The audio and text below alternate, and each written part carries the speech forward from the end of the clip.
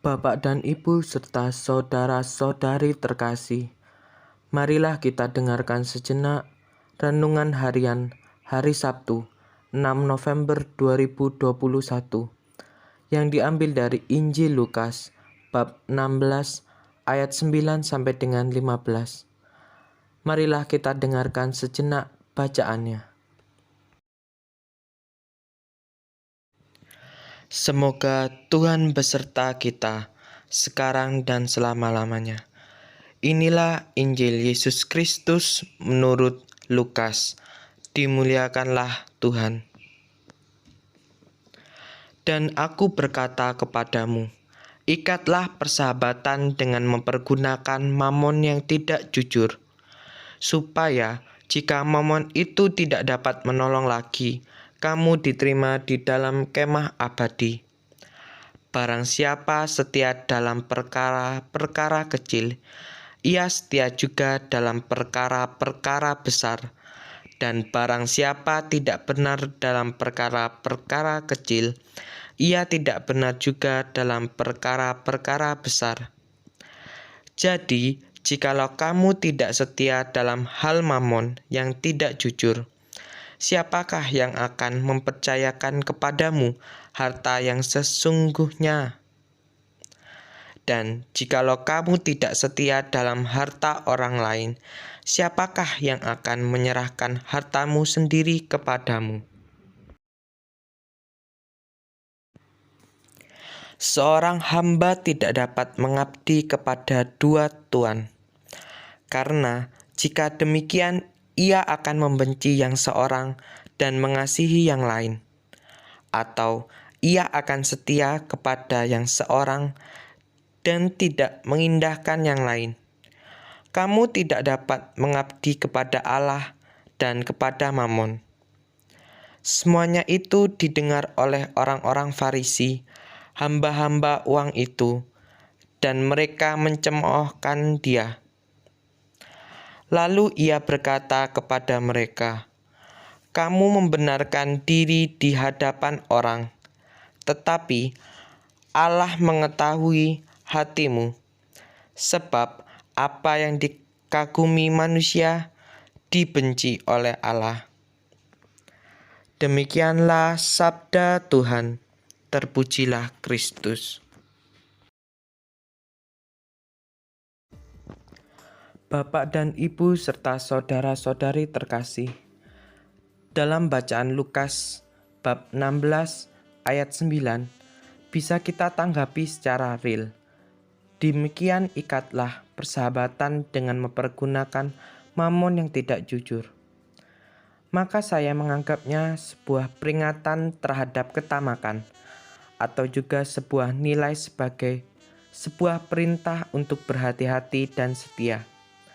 Dengan memperhatikan perumpamaan yang mendahului ayat ini, tampaknya Kristus sedang menunjukkan betapa seorang yang jahat berhasil mendapatkan teman dengan mengorbankan majikannya. Orang baik sama sekali tidak begitu bersungguh-sungguh dalam urusan-urusan ilahi, sebagaimana halnya orang-orang duniawi dalam urusan-urusan bisnis mereka. Kalau mereka menggunakan uang dalam memenuhi kebutuhan orang-orang miskin, maka mereka akan mendapat sahabat di surga. Hal ini tidak akan membuat pintu surga, tetapi akan membuat mereka yang telah mendapatkan manfaat memberikan sambutan hangat, dan dengan demikian mempertinggi sukacita dari keadaannya itu. Kita tidak bisa membayangkan kesedihan di surga, tetapi kalau ada orang yang merasa menyesal, dialah orang yang di bumi yang menyaksikan saudaranya yang miskin menderita kekurangan uang yang dapat saja diberikan dari kelimpahannya. Di surga, dia tidak bisa meringankan beban orang di dunia, tetapi dia pasti menyesalinya, karena semasa dia mampu berbuat itu, dia tidak melakukannya. Nah, secara tidak langsung menyatakan anak-anak yang terang harus menggunakan uang tidak untuk tujuan egois, melainkan untuk tujuan berbuat baik untuk orang lain. Bapak dan Ibu serta saudara-saudari terkasih, di samping itu, Injil Yesus Kristus juga memberikan nasihat yang sampai saat ini sangat relevan, yaitu kepercayaan itu sangat mahal. Seringkali orang bicara atau orang tua menasihati anaknya ketika memasuki dunia kerja atau menanamkan kepada anak sejak dini akan mahalnya sebuah kepercayaan itu. Sekali orang atau atasan tidak percaya, maka sangatlah sulit untuk kembali mempercayainya.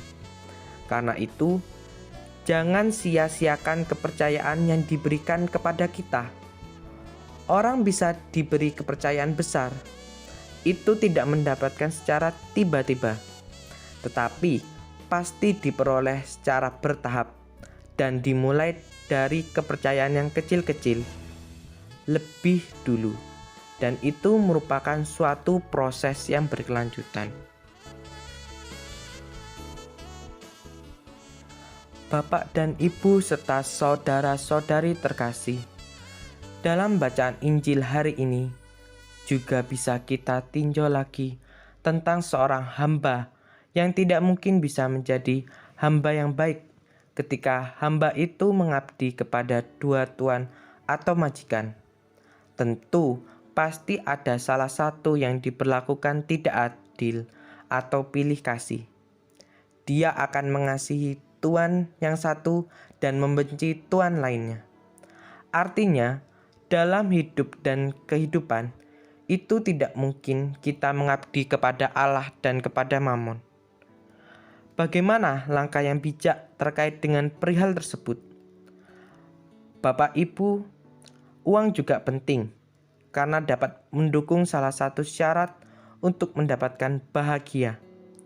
Namun, jika Mammon itu menjadi pusat dan fokus hidup kita, maka itu akan celaka karena bisa menjauhkan hubungan atau relasi kita dengan Tuhan. Mammon seharusnya dipergunakan untuk mendukung, membantu saudara-saudari kita yang miskin dan berkekurangan. Itu baru benar dan dapat digunakan sarana untuk membahagiakan sesama. Mammon akan bisa menjadi hambatan jikalau hidup kita disetir atau dikendalikan kedahsyatan Mammon, yang akhirnya menjadikan Mammon segalanya, bahkan mendewakan Mammon. Mengabdi dan melayani Tuhan lewat sesama, itulah yang ideal dalam laku manusia untuk mencapai kehidupan kekal yang didambakan setiap manusia. Membangun relasi yang harmonis dengan Allah akan nampak pada diri seseorang yang tidak ugah hari atau tamak dan rakus. Bahkan kalau perlu, dunia itu menjadi genggaman, semua kehendak dan kemauannya bisa tercapai dan terpuaskan. Tapi ingat Bapak Ibu, itu semua merupakan hal yang tidak langgeng atau hanya bersifat sementara. Bahkan dalam Injil juga ditegaskan oleh Yesus, carilah dahulu kerajaan Allah, maka lain-lainnya akan ditambahkan. Bapak dan Ibu serta saudara-saudari terkasih, menurut hemat saya dalam menyikapi bacaan Injil hari ini, kita perlu melakukan perbuatan yang seimbang antara hubungan duniawi dengan hubungan surgawi. Hubungan dengan duniawi kita juga harus mewujudkan agar kebahagiaan yang bersifat sementara itu bisa kita raih. Namun hubungan dengan Allah jangan diabaikan. Berdoa, bersyukur, dan melayani Tuhan harus balance atau seimbang. Dengan kegiatan itu mewujudkan kebahagiaan berdasarkan panggilan hidup kita masing-masing. Yang penting, semua sarana yang ada adalah untuk menciptakan hal yang kudus.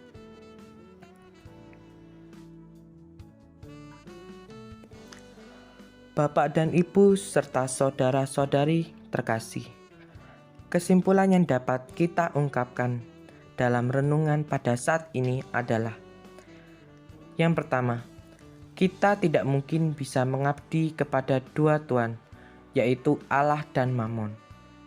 Kedua, Mammon bisa menunjang salah satu kebahagiaan manusia, namun jangan fokus dan terpusat pada Mammon, sehingga melupakan hubungan dengan Allah. Ketiga, Mammon bisa digunakan sarana untuk mengabdi pada Allah.